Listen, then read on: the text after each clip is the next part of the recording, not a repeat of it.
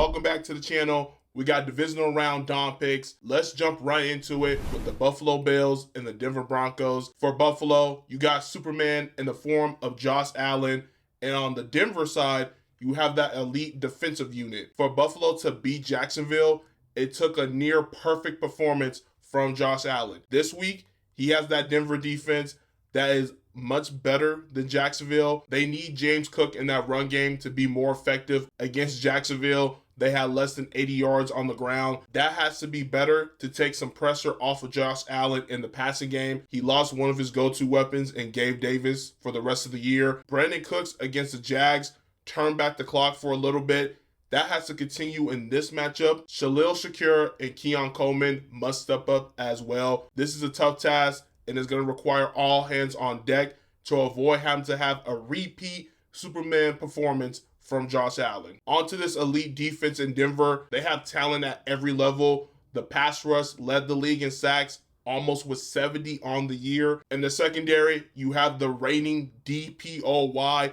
and PS2, Patrick Surtain II. He's going to be massive, especially when it comes to cutting off Josh Allen in the passing game. And looking at that front seven, they ranked as the number 2 run defense when it came to yards allowed per game. This time around, if the Bills struggle to run the football, it's going to be difficult to find holes in this Denver secondary. Coming into this game, I can help but think about that Thursday night game when Buffalo played in Houston and the Texans pass rush gave Josh Allen and that offensive line fits. Granted, if I'm not mistaken, they were dealing with some injuries. Either way, we've seen an elite pass rush be able to neutralize Josh Allen. That being said, one area of concern whenever you have a dominant pass rush like the Denver Broncos going up against a mobile quarterback in the form of a Josh Allen is making sure you maintain your gap integrities. If they allow Josh Allen to have the lanes to extend plays or make a play using his legs, that'd be one of the main reasons for why the Denver Broncos could lose this game. The whole X factor, however, comes down to whether or not Bo Nix and the Denver Broncos offense can not only put points on the board, but move the ball consistently. I don't care how elite Denver's defense is, their offense is going to have to put points on the board. You can only do so much to neutralize Josh Allen. At some point, that Broncos offense has to step up and do their part. The Bills do have a strong pass defense.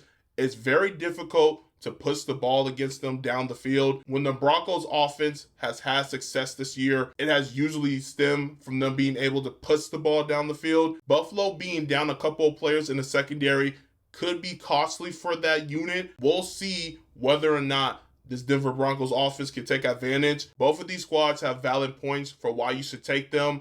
I'm picking the Buffalo Bills. I believe in Josh Allen's ability to carry Buffalo to the finish line. And I just have too many concerns when it comes down to the Broncos offense. Bo Nix and that unit have been too high and low for me. And for you to beat the Bills in the postseason, you must have a reliable offensive unit. Defense is going to give you a chance, but if your offense can't take you home, it's going to be difficult to beat this stingy Buffalo Bills team. Next up, we have the San Francisco 49ers on the road against the Seattle Seahawks. Entering this matchup, I want to give that defense in San Fran their flowers. This unit is well coached, they're well prepared, and they play with effort on every play. However, the devoid of talent is eventually going to catch up to them. The wild card of this game is whether or not Sam Darnold can raise his level of play. His ball security is my biggest concern. This year, he had 20 turnovers, and if he struggles to protect the football in a postseason game, that's going to be all she wrote for the Seattle Seahawks. If he is able to protect the football and have substantial drives, the talent on this offensive unit can give the San Francisco 49ers some problems. Looking at JSN, he had an all-pro year. He has a favorable matchup going up against Lenore. Cooper Kupp, although he's been quiet all season long, he is a Super Bowl champion. He can provide the leadership in the locker room coming into this game. Shout out to A.J. Barner, underrated tight end and quietly kept.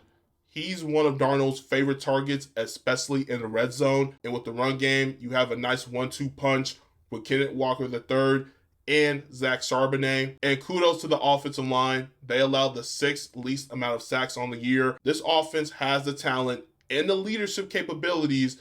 All it comes down to is whether or not we can trust Sam Darnold. Brock Purdy will have to be money in this game. And I know he will be without George Kittle for the rest of this postseason run. Plus, we're not sure whether or not Ricky Pearsall is going to be available. That means even more that Brock Purdy has to be smarter with his decisions throughout this game. I go back to that Eagles game. His second interception, although it didn't cost the Niners any points, if he does that against the Seahawks defense, that could be the determining factor for whether or not they win or lose the game. I'm expecting this to be a close game considering this is an NFC West divisional rivalry. I'm going to lean with the Seattle Seahawks. The Seahawks defense thrives in all areas: the pass rush, run defense, and creating takeaways. For as much as I feel confident that C-Mac is going to be able to have his impact on the game, I don't believe it'll be enough to carry the Niners past the Seahawks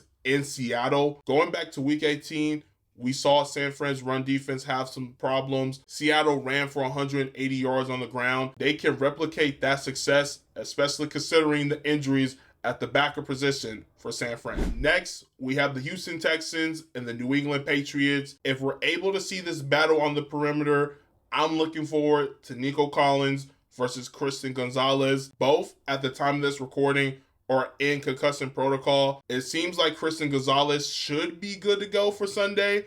Nico Collins, on the other hand, I'm not feeling too confident about. And if it turns out that he will be unavailable, CJ Stroud will have to play much better. His level of play from the Monday night game against the Pittsburgh Steelers will get the Texans run out of the building. And it's going to take a Herculean performance from CJ Stroud and the entirety of this offensive unit. The main reason why the Texans have an opportunity to win this game is primarily because of that defensive unit. And going up against Drake May, they will have to continue to play their brand of football. First, getting into Drake May, he looked very solid last week. He progressed as the game went on. However, going into this game, playing against that Texas defense, he has to make sure that he protects the ball better as well. He had 2 turnovers. They weren't as costly, but we've seen the mindset of the Texas defense. They understand that they're offensively challenged. So the Texans are not only looking to create takeaways, but to score off of them. One of the reasons for why the Texans are able to create takeaways is because of their pass rush. And on the other side, the young Patriots offensive line have had their struggles throughout the season. They were in the top 10 for most sacks allowed.